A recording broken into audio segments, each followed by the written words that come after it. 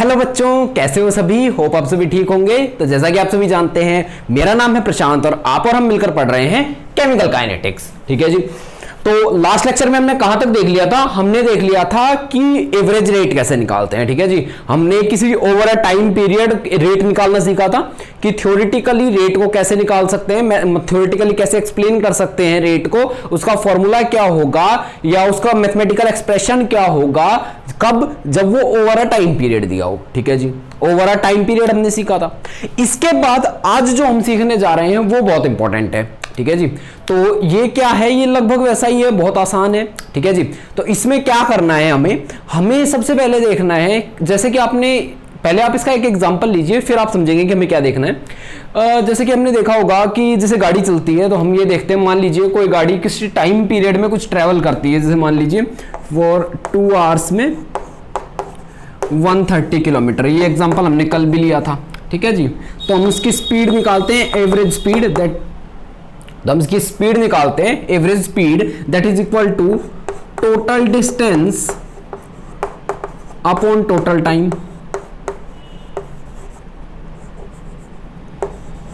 Total distance upon total time. ठीक है जी। तो total distance upon total time करके हम इसकी स्पीड निकाल लेते हैं और ये बता देते हैं कि इसकी एवरेज स्पीड कुछ ये रही होगी। ठीक है जी। जैसे यहाँ पे 65 आएगी, 130 किलोमीटर 2 आवर्स में चला तो एवरेज स्पीड कितनी आएगी? 65। ठीक है जी। अब क्या होता है, एक स्पीड वो होती है जिसको स्पीडोमीटर बताता है। ठीक है जी। स्पीडोमीटर बताता है। स्पीडोमीटर हमें क्या बताता है? स्पीडोमीटर बताता है speed at the moment. Speed at the moment, यानी कि not over a time period, किसी टाइम पीरियड पे नहीं, बल्कि इस समय एट दिस मोमेंट कितनी स्पीड है, ये हमें स्पीडोमीटर बताता है। ठीक है जी। और स्पीड एट द मोमेंट को हम क्या कहते हैं? तो इसी को हम कहते हैं इंस्टेंटेनियस स्पीड। ध्यान रखना है आपको, इंस्टेंटेनियस स्पीड। और जैसे इंस्टेंटेनियस स्पीड होती है, जैसे एवरेज स्पीड की तरह एवरेज रेट होता था, वैसे इंस्टेंटेनियस स्पीड की तरह क्या होगा? तो आपको ध्यान रखना है इंस्टेंटेनियस रेट। इंस्टेंटेनियस रेट, तो ये आपको समझ आया होगा मेरे हिसाब से। इंस्टेंटेनियस रेट मतलब जो किसी इंस्टेंट पे हो, एट द मोमेंट हो, किसी टाइम पे हो, किसी भी सेकंड हो, कभी भी हम जाए कि अभी कितनी स्पीड है, तो जो स्पीड होगी उसको क्या बोलेंगे? Instantaneous speed. और उसी के कॉरस्पॉन्डिंग रेट को क्या बोलेंगे? Instantaneous rate. जैसे कि कोई रिएक्शन चल रही है, मान लीजिए कोई रिएक्शन 100 सेकेंड्स में खत्म होती है। ठीक है जी। 100 सेकेंड्स में खत्म होती है। हम पूछ लें कि 35th सेकेंड पे क्या स्पीड थी या क्या रेट थी। 35th सेकंड पे जो रेट होगा, रेट वो भी एक तरह वो एग्जांपल होगा किसका? इंस्टेंटेनियस रेट का होगा। ठीक है जी। वो इंस्टेंटेनियस रेट का एग्जांपल होगा, इस बात में कोई डाउट नहीं है। अच्छा जी, इसको निकालने का तरीका क्या है वो जरा हम देख लेते हैं। तो यहां पे आपके लिए एक बहुत ही अच्छी खबर है जो मैं आपको बताने वाला हूं कि इंस्टेंटेनियस रेट और एवरेज रेट को निकालने का जो तरीका है वो कोई ज्यादा अलग नहीं है। ठीक है जी। वो काफी सिमिलर है। बस आपको ये ध्यान रखना है कि फॉर अ रिएक्शन, मान लीजिए A plus 2B give rise to 3C है, तो पहले तो इसके लिए रेट एवरेज अगर आपको याद हो तो निकाल लीजिए, एक बार बता दीजिए मेरे को। तो मेरे हिसाब से ये होगा rate of reaction is equal to A के लिए minus delta A by delta T. ठीक है जी। Where A is concentration which is equal to minus delta B by delta T. और साथ में इसकी स्टोशियोमेट्री टू है, तो क्या स्टोशियोमेट्री से हमें डिवाइड करना पड़ेगा 1/2। ठीक है जी। Which is equal to 1/3 delta C by delta T. ठीक है जी। तो इस तरह से कुछ हमारे पास आ जाएगा। इसको थोड़ा बड़ा लिख देता हूं, delta C by delta T. ठीक है जी। तो कुछ इस तरह से हमारे पास आ गया ये। ठीक है जी। तो रेट ऑफ रिएक्शन कुछ इस तरह से हमारे पास होता है, एवरेज रेट की बात कर रहे हैं। अब डेल्टा क्या है? डेल्टा है एक बड़ा चेंज। डेल्टा का मतलब क्या है? चेंज होता है वैसे तो, पर डेल्टा रिप्रेजेंट करता है एक बड़े चेंज को, यानी कि जो कंसंट्रेशन में चेंज है वो भी इस बार काफी बड़ा है, और टाइम में चेंज भी एक कंसिडरेबल चेंज है, कुछ 2 सेकंड 5 सेकंड, यानी कि कम से कम इतना है जिसको हम मेजर कर सकते हैं चेंज को। ठीक है जी। अब हम निकालेंगे आर इंस्टेंटेनियस।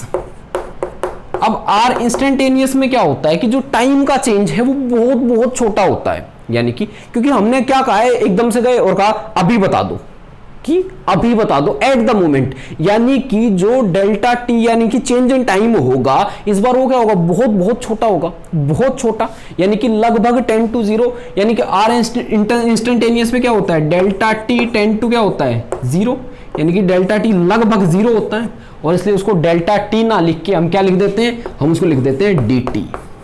ठीक है जी, उसको लिख देते हैं डी टी। जब स्मॉल चेंज होता है किसी भी चीज का तो हम उसको लिखते हैं डी टी। ठीक है जी।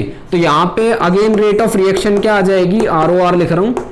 अच्छा जी, एक ही टर्म्स है, यहां पे होती है delta A by delta T, तो बस डेल्टा को डी से बदल दीजिए, minus D A by D T which is equal to -1/2 dB by dt and which is also equal to 1/3 dC by dt. Is it okay? ध्यान दीजिए। ठीक है जी। तो इस तरह से कुछ इंस्टेंटेनियस रेट होता है, ये आपको ध्यान रखना है। तो इंस्टेंटेनियस और एवरेज रेट में मेरे हिसाब से कुछ ज्यादा अंतर नहीं है। ठीक है जी। एक बार बस हम देख लेते हैं कि एवरेज वर्सेस इंस्टेंटेनियस रेट क्या होता है। उससे पहले एक चीज और देख लीजिए कि जब हम कंसंट्रेशन लेते हैं, मान लीजिए कंसंट्रेशन किसकी? गैसेस की, तो वो किसके इक्वल होती है? तो वो इक्वल होती है उनके पार्शियल प्रेशर के, पार्शियल प्रेशर के। ठीक है जी।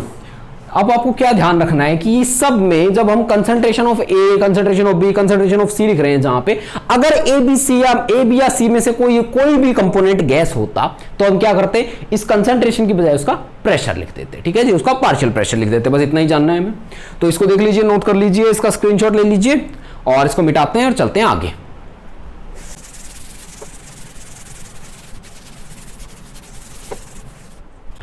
तो चलिए आगे चलते हैं हम। तो हमने कहां तक देख लिया? हमने कुछ इंस्टेंटेनियस रेट को देख लिया। ठीक है जी। एक बार अब हम क्या करेंगे कि एवरेज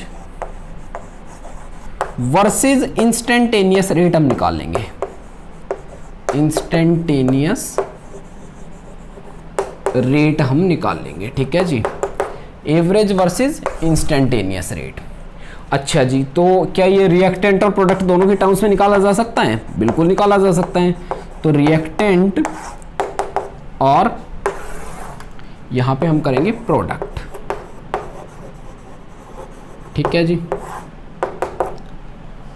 ठीक है जी। कंपैरिजन कर रहे हैं हम, और किसके थ्रू कंपेयर करेंगे? तो एक बार ग्राफ के थ्रू कंपेयर करते हैं। ठीक है जी। यहां पे हमारा क्या चल रहा है? यहां पे मान लीजिए चल रहा है टाइम। ठीक है जी। और यहां पे क्या चल रही है?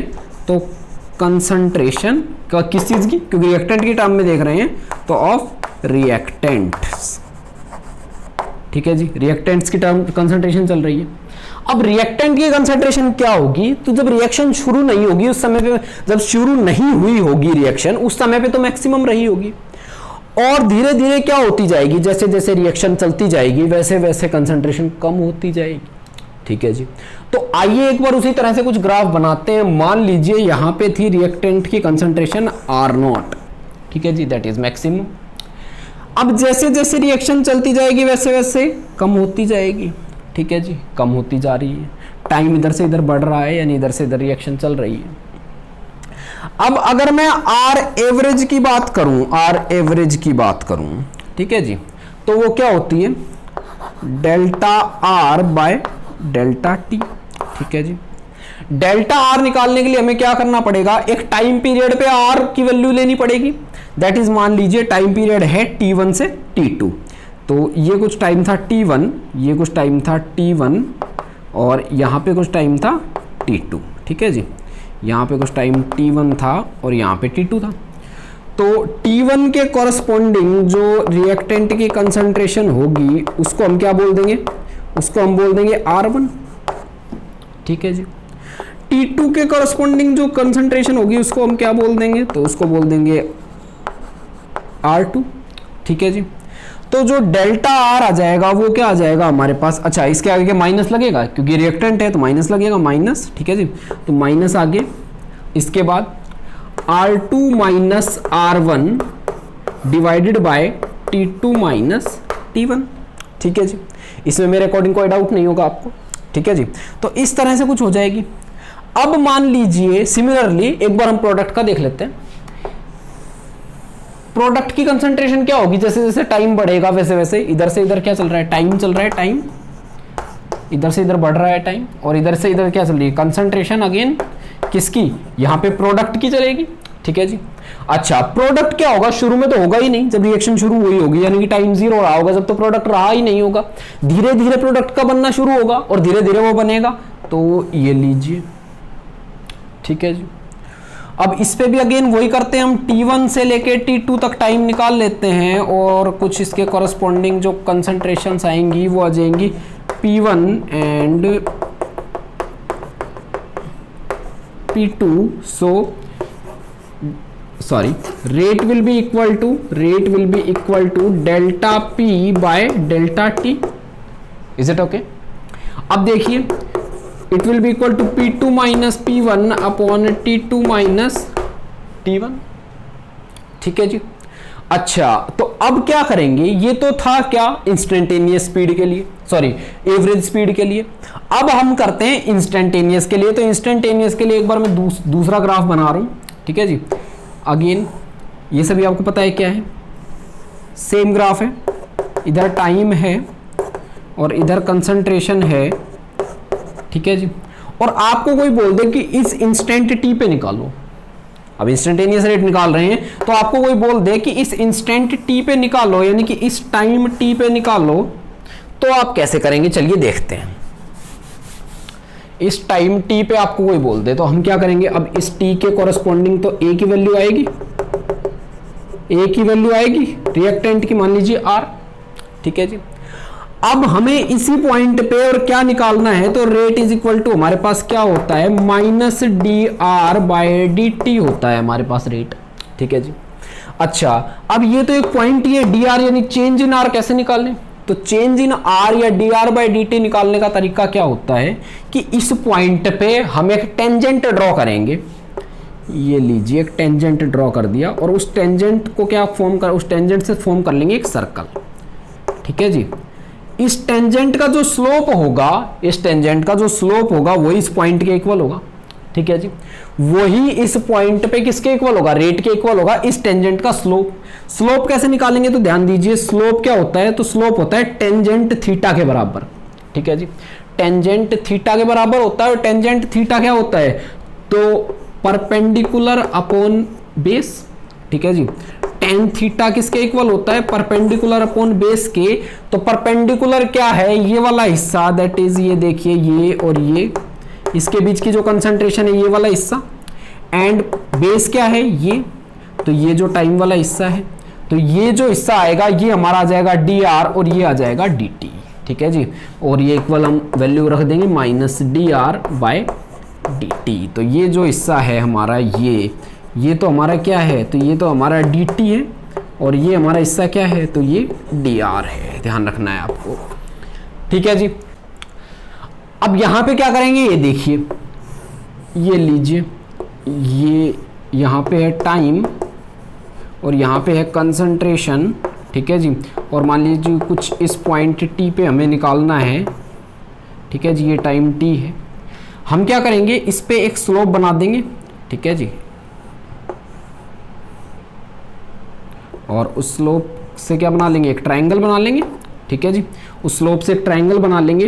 तो ये हिस्सा जो इसके कॉरस्पॉन्डिंग आएगा, ध्यान दीजिए, ये हमारा क्या हो जाएगा डीपी, ये हिस्सा हमारा क्या हो गया DP, that is DP, and this ये वाला हिस्सा हमारा क्या हो गया, तो ये हो गया dt, ठीक है जी। और हम रेट कैसे निकाल लेंगे, तो rate is equal to dp/dt, ठीक है जी, और माइनस का साइन लगेगा नहीं, प्लस का साइन लगेगा, ठीक है जी। तो कुछ इस तरह से हम ग्राफ से रेट ऑफ रिएक्शन निकाल सकते हैं, इंस्टेंटेनियस भी और एवरेज भी, ठीक है जी। तो इतना देख लीजिए, इसको नोट कर लीजिए।